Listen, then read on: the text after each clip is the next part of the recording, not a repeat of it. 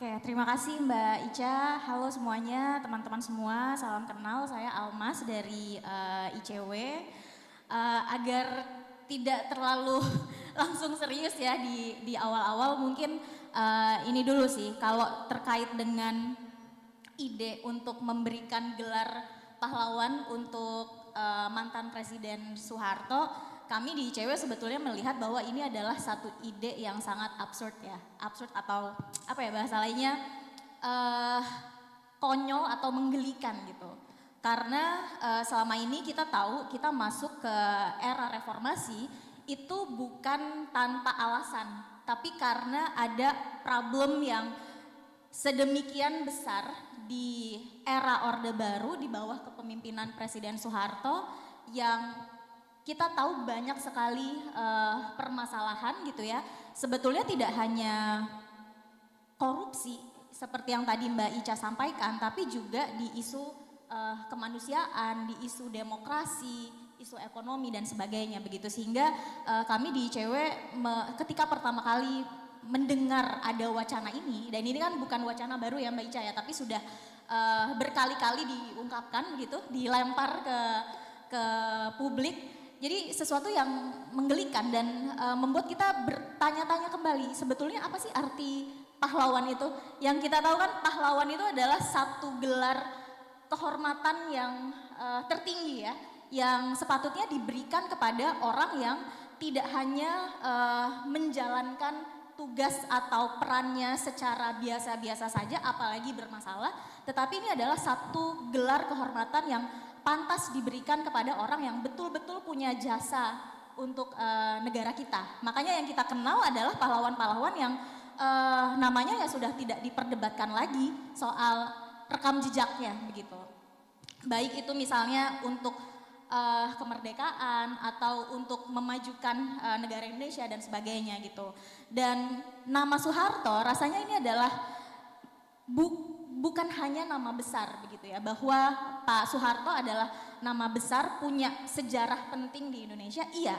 Tapi selain itu nama ini adalah nama yang kontroversial, dan Pak Soeharto bukan menutup masa pemerintahannya bukan karena sudah habis masa jabatan seperti presiden-presiden pasca ya, kita tahu ada Pak Jokowi begitu ya, sebelumnya ada Pak SBY begitu, tetapi beliau adalah presiden yang dipaksa untuk mundur, bukan karena sudah habis masa jabatan atau bukan karena sudah tidak bisa mencalonkan diri lagi untuk maju ke pemilu presiden gitu. Dan masuk ke era reformasi, salah satu tuntutan dari demonstrasi besar di tahun 1998 itu salah satunya adalah KKN. Bahkan bukan hanya korupsi aja, tapi makanya istilahnya tuh ada KKN ya, korupsi, kolusi, dan nepotisme. Karena di era Orde Baru yang masalah yang cukup mengemuka, sangat mengemuka pada saat itu ya bukan hanya korupsinya, tapi kolusi dan nepotismenya. Jadi kalau tadi ditanya seberapa parah atau seperti apa korupsi pada era Orde Baru, ya kita bisa bayangkan saja korupsi, kolusi, dan nepotisme di era Orde Baru itu berhasil untuk membuat banyak mahasiswa, banyak publik turun ke jalan untuk meminta turun presidennya. Jadi kita bisa bayangkan saja separah apa KKN pada saat itu sampai membuat mahasiswa dan sebagainya turun ke jalan untuk meminta presidennya turun. Gitu. Jadi ini adalah salah satu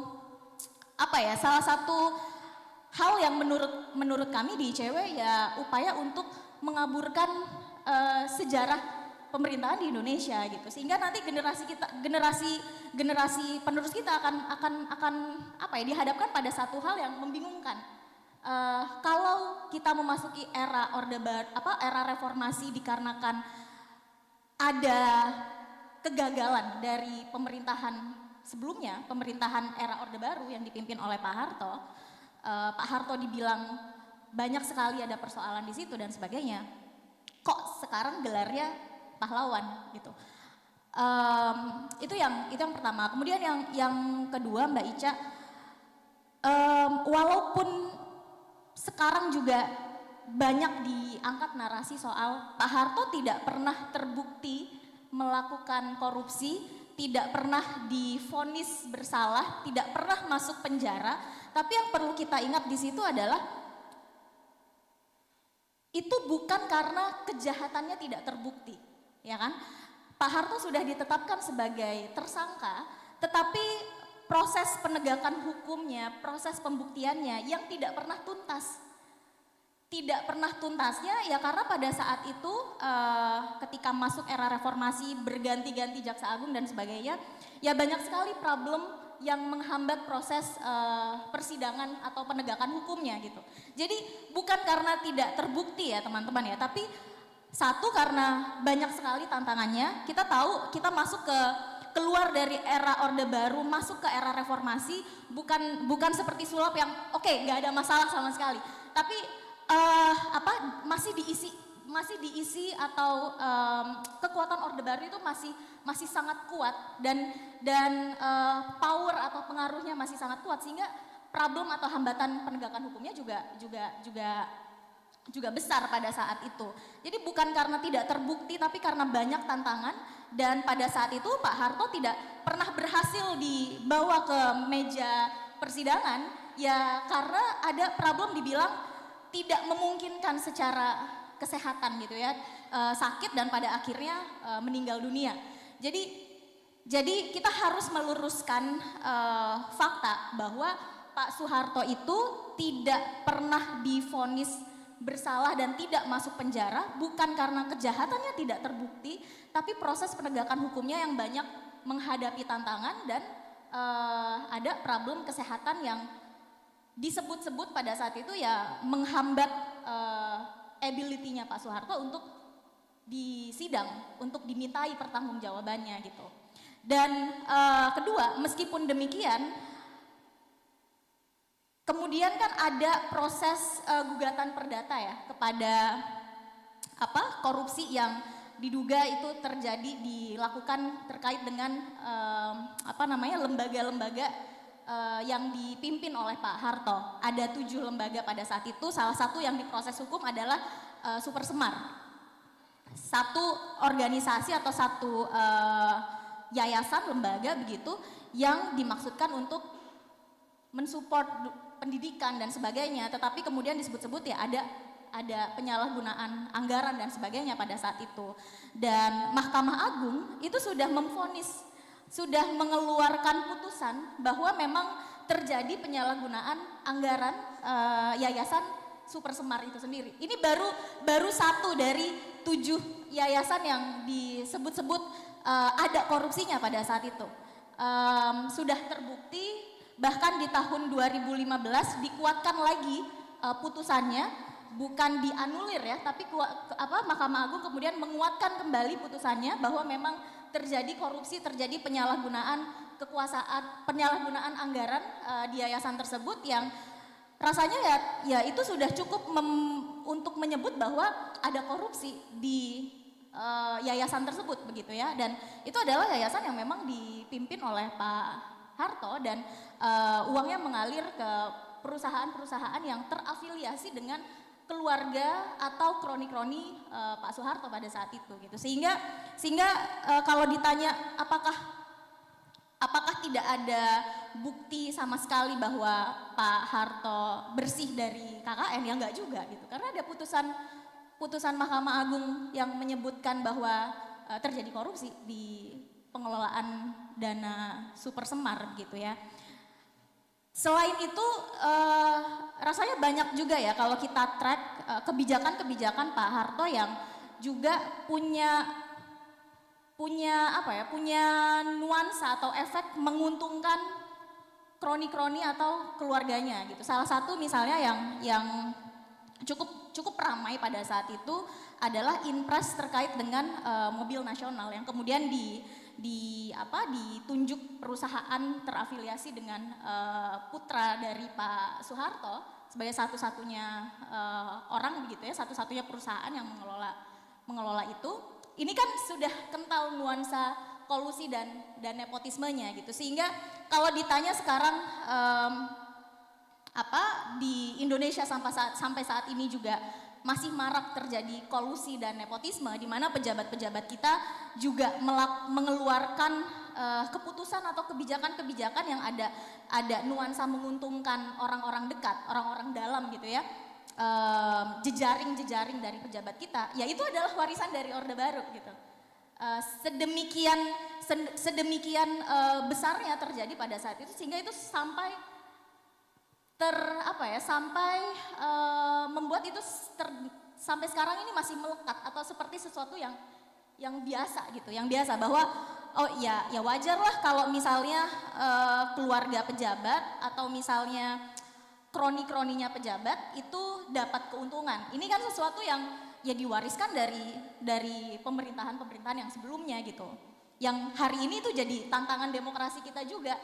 Kita memang ada perbaikan di aspek demokrasi, dalam artian pemilunya selalu ada gitu ya secara prosedural, tapi secara substansial pemilunya masih bermasalah. Pemerintahan pasca pemilunya yang dihasilkan dari proses pemilu yang sedemikian kompleks dan mahal itu juga bermasalah, sehingga ini membuat banyak orang juga membandingkan, bahkan ada yang bilang pemerintahan pasca Orde Baru juga nggak lebih baik daripada pemerintahan di era Orde Baru. Bahkan ada yang bilang korupsinya lebih parah, lebih gila gitu ya. Ya saya nggak bilang juga bahwa korupsi sekarang lebih upaya melawan korupsinya lebih baik dibandingkan yang dulu. Tapi kita perlu menanggapi itu dengan kritis juga.